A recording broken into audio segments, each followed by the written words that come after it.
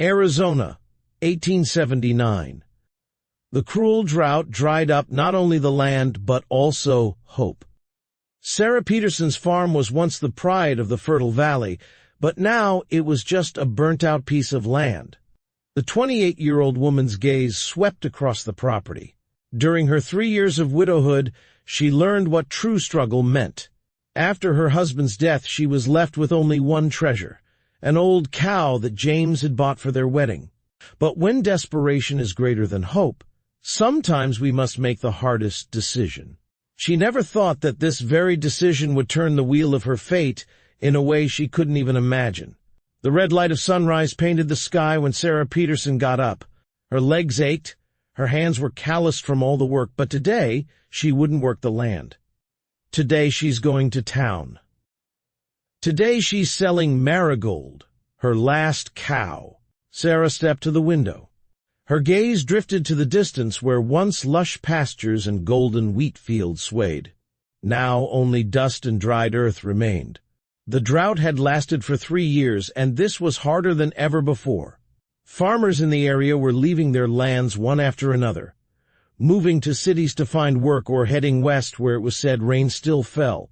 Sarah's fingers clutched the curtain convulsively. The bank's latest notice lay in the table drawer.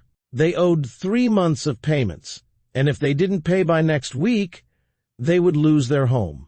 The farm inherited from James's parents, where 3 generations had worked the land. Her children, Emma and Thomas, were still asleep. 10-year-old Emma's brown hair spread across the pillow in her sleep, reflecting her mother's features. 8-year-old Thomas inherited his father's stubborn chin and piercing blue eyes. Sarah adjusted the blanket over them. They didn't know their mother's pantry was empty and that the bank's men had visited twice this week. In the kitchen, Sarah boiled water. She poured the last handful of coffee into the cup. This was James's favorite, the Sunday luxury they allowed themselves. Now this, too, will remain just a memory. Sarah headed toward the stable. Marigold blinked at her sleepily. The brown cow had been with them for 12 years, nourishing the children with her milk since they were born. "When your father bought you, he said you were as beautiful as a flower," Sarah said, while stroking the cow's head. Marigold gently nudged Sarah's hand with her muzzle, as if understanding the gravity of the situation. Sarah hitched Marigold to the wagon. Then she went back to the house. The children were already up. Emma was combing Thomas's hair. "I'm going to town today," Sarah said, trying to appear calm. "You'll stay with Ms. Henderson until I return. Will you take us to the candy shop?" Thomas asked hopefully. The little boy rarely asked for anything, knowing how difficult their situation was. Sarah felt tears welling up in her eyes. "We'll see," she said softly, though she knew there would be no candy shop today. The elderly neighbor, Margaret Henderson, arrived just as Sarah finished her preparations. The woman was a widow, like Sarah, but for 20 years already. She was the only one in the area who still held onto her land. "Are you sure?" Margaret asked, gripping Sarah's arm with her wrinkled hand. Sarah nodded. "I have no other choice." The road to town was long and dusty. The sun climbed higher and higher and sweat streamed down Sarah's face. Not just from the heat, but from shame, too. What would James say if he saw what they'd come to? But James had been resting in the cemetery for 3 years, and Sarah was left alone with the struggle. Memories haunted her with every step. Here is where James taught her to ride. There is where he caught her during a fall. That's where they once saw a rainbow after a storm, and James said it was a sign of luck. Unusual bustle greeted her on Carson City's main street. Men and women hurried in different directions, some stopping to talk. Sarah headed toward the market. She knew Roger Wilkinson, the butcher. Maybe he'll give a fair price for Marigold. Wilkinson turned around when he saw Sarah approaching with the cow. There was pity in his eyes. He had already bought 10 cows this week, all from farmers ruined by the drought. "Peterson, I'm sorry, but I can't give you much for her," he said while walking around Marigold. "She's old and doesn't have much meat." Sarah knew the offered amount wasn't enough to pay the bank, but she had no choice. When the money was in her hand, she felt as if she had sold a piece of her soul along with Marigold. The old cow seemed to understand what was happening. When the butcher led her away, she turned back and looked into Sarah's eyes. Sarah couldn't bear it, turned away, and hurried off. She stood alone on the dusty street. What should she do now? Go home empty-handed? Or try to get more money somehow? She clutched the amount she received in her pocket, but knew this only delayed the inevitable. Perhaps she could get work at the laundry or the seamstress shop.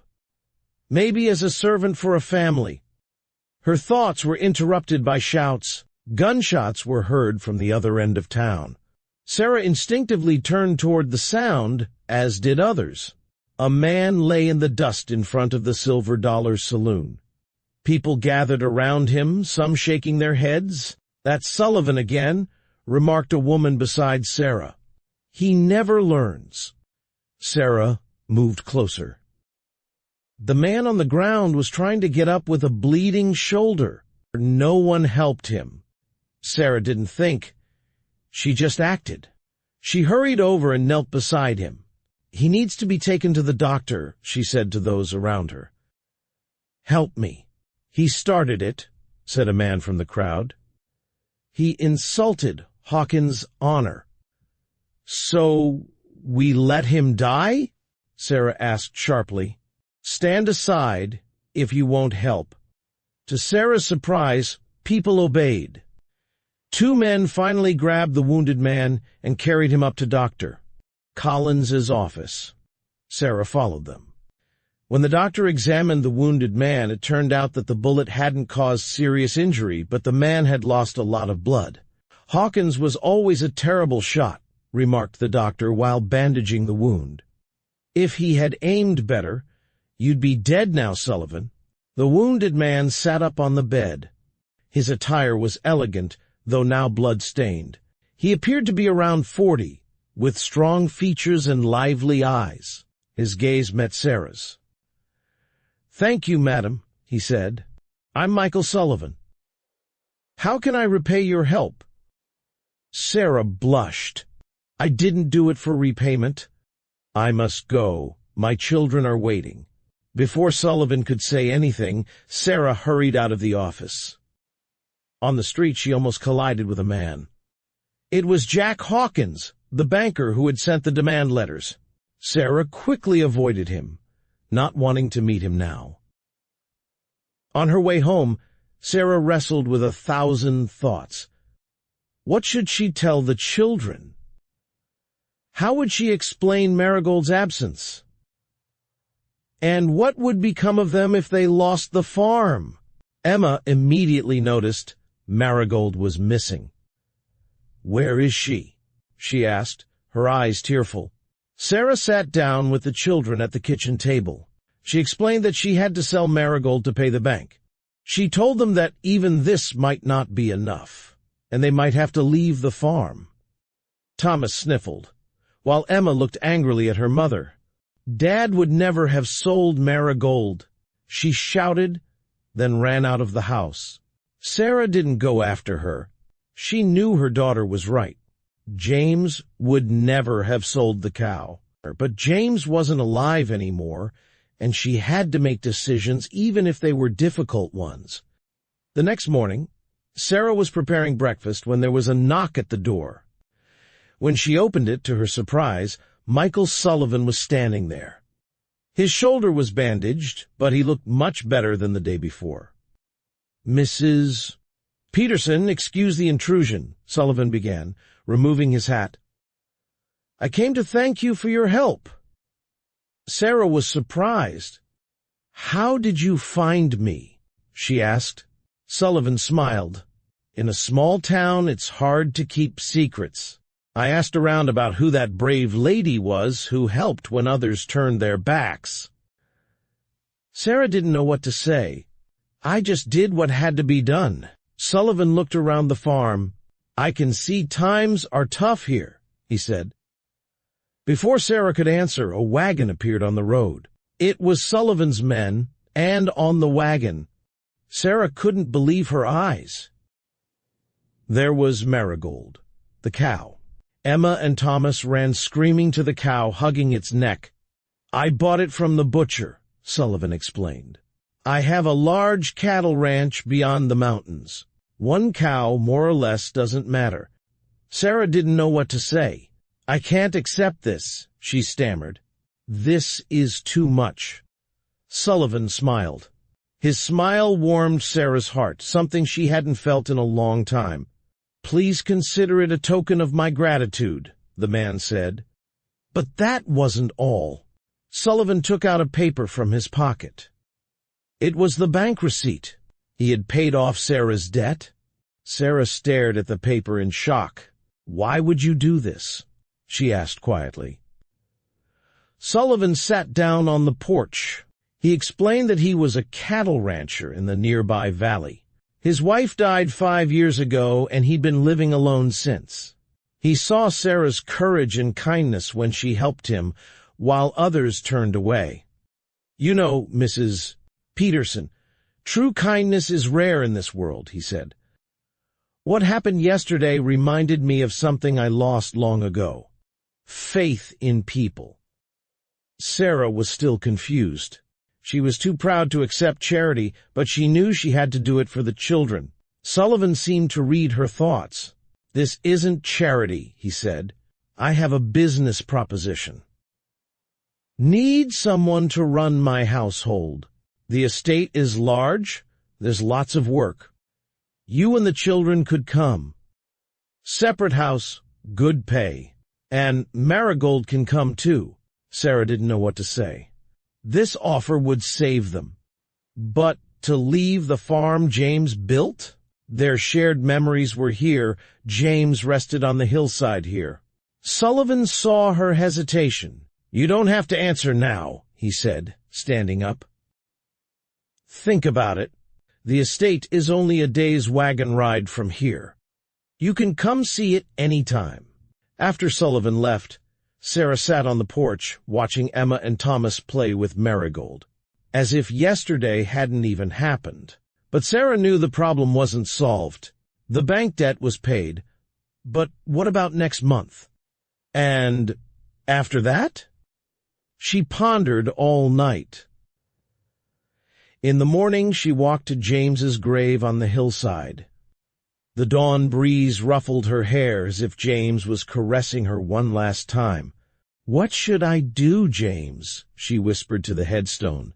She knew she wouldn't get an answer, yet it was easier to talk about her dilemma this way. When she returned to the farm, she had decided. She hitched up the horses and set out with the children to see Sullivan's estate. The journey was longer than she thought. The children were excited, like before an excursion. Marigold stayed home in Ms. Henderson's care. Sullivan's estate exceeded all her expectations. It lay in a vast valley with green pastures and a flowing creek. The main house was impressive, with several smaller buildings beside it. Workers were busy everywhere, and the cattle herd grazed in the distance. Sullivan personally showed them around. He showed them the house where they could live, talked about the school in the nearby town, and the opportunities the children would have. 2 days later, Sarah, Emma, and Thomas loaded up the wagon. Marigold walked behind them. A new life awaited them at the Sullivan estate. The following months were filled with hard work. Sullivan's estate flourished, the cattle herd grew. Sarah cooked, cleaned, and took care of the house. The children attended school in the nearby town. In the evening, Sullivan told them stories about the Wild West and his previous adventures. Between Sarah and Michael, something more than an employer-employee relationship slowly began to develop. Sarah was reserved at first, but Sullivan's patience and kindness gradually broke down the walls she had built around her heart after James's death. 1 year later, on a spring day, Sullivan asked Sarah to be his wife. Sarah said yes. She hadn't forgotten James, but she knew he would want her to be happy. The wedding was held on the estate. The whole neighborhood was there. Marigold also stood decorated in the courtyard, wearing a flower wreath around her neck. Then came the surprise. Sullivan showed Sarah his gift. He had bought their old farm. They didn't have to live there, but it would remain as a memory. James's grave would never be abandoned. Sarah embraced her new husband with tears in her eyes. Life sometimes takes strange turns. A desperate decision, selling a last cow, a chance encounter. All of this was part of a new beginning. As the years passed, the Sullivan estate only grew. Sarah was no longer the desperate widow who once led her last cow to the slaughterhouse. She became a strong, confident woman, mother of 3 children, as alongside Emma and Thomas came a little boy who was christened James Michael Sullivan. Sarah often returned to the old farm, brought flowers to James's grave, and told him about their lives. She knew that somewhere James was happy for their happiness, and Marigold, the old cow who unknowingly brought this family together, gave milk for many more years. And when she finally died of old age, she was buried in the best spot on the estate, under an oak tree. That's where Sarah and Michael's grandchildren now play, who will never know that Grandma once sold her last cow in desperation, and how this changed her life forever. Life sometimes shows light in the darkest moments, and the greatest despair can lead to the greatest happiness. As Arizona's sun sets on the horizon, Sarah Peterson Sullivan knows that every decision, every tear, and every smile on her face was part of a long journey. A journey that began with selling a cow and ended with finding a new family.